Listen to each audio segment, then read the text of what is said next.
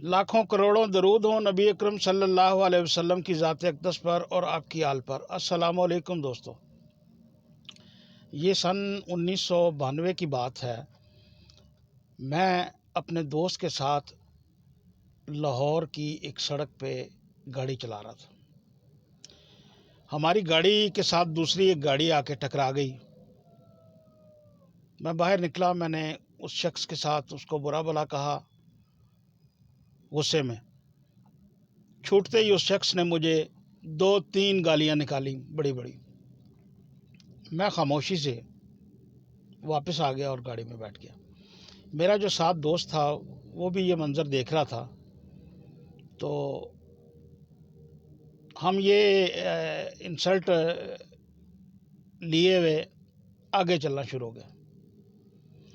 10-15 minute के बाद वो मेरा दोस्त मुझे कहता है कि चौधरी साहब, ये जो कार वाला शख्स था इसने बड़ी गंदी गालियाँ निकाली आपको। मैंने उसकी बात अनसुनी भी करके तो उसको कहा हाँ हाँ ऐसे ही है। अब मैं इस मौजू पे बात नहीं करना चाहता था और वो इस मौजू को भूलना नहीं चाहता था।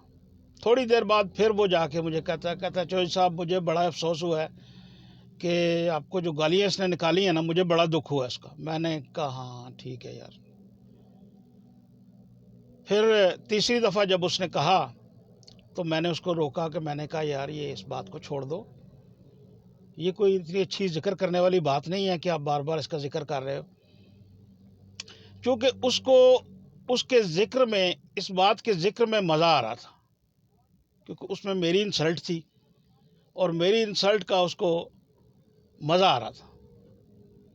तो ये एक छोटी सी कहानी थी दोस्तों, जो मैंने आपके गोश गुजार की। आजकल जो मुल्क के हालात हैं वो इसी कहानी से मिलते जुलते हैं। आप इस कहानी के किरदारों को रिप्लेस कर लीजिए, मेरी जगह पे आर्मी को रख लीजिए, मेरे उस दोस्त की जगह पे मौजूदा हुकूमत को रख लीजिए, और वो जो बुरा भला कह के गालियाँ दे रहा था उस जगह पे आप नवाज शरीफ साहब की जमात को रख लीजिए, और आपको समझ आ जाएगी कि क्या है इस कहानी की हकीकत, इसमें है क्या।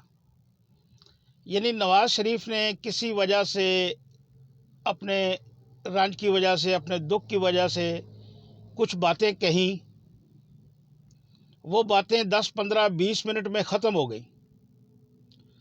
अब अगर उसको रिपीट ना किया जाए तो वो कैसे आगे चलेंगी। जो आर्मी के दोस्त थे, जो आर्मी और फ़ौज के दोस्त होने का दावा करते हैं कि हम उनके हमदर्द हैं, हम उनके दोस्त हैं, वो इन बातों को रोज़ याद दिलाते हैं, रोज़ याद दिलाते हैं, और ये अफसोस करते हैं कि हो हमें बड़ा अफसोस हुआ है कि गालियाँ निकाली गई हैं, बुरा भला कहा गया है। तो दोस्तों, ये जो आपके इस तरह के दोस्त हैं, इनसे आपको बचना चाहिए। कव्वाली आपने कभी सुनी होगी। कव्वाली और गाने में फ़र्क ये होता है, कव्वाली याद रह जाती है और गाना याद नहीं रहता। गाने में एक दफ़ा उस शेर को रिपीट करके आगे चला जाता है, और कव्वाली में एक बात को 10-15-20 मरतबा रिपीट किया जाता है। कव्वाल एक शेर कहता है, एक बात कहता है, उसी बात को उसके हमनवा जो पीछे बैठे हैं वो तालियां बजाते हुए रिपीट करते रहते हैं। तेरी सूरत निगाहों में फिरती रहे, वो कोई इस तेरी सूरत को जो है ना, इस फिक्रे को, इसको वो 10-15-20 दफ़ा रिपीट कराते हैं।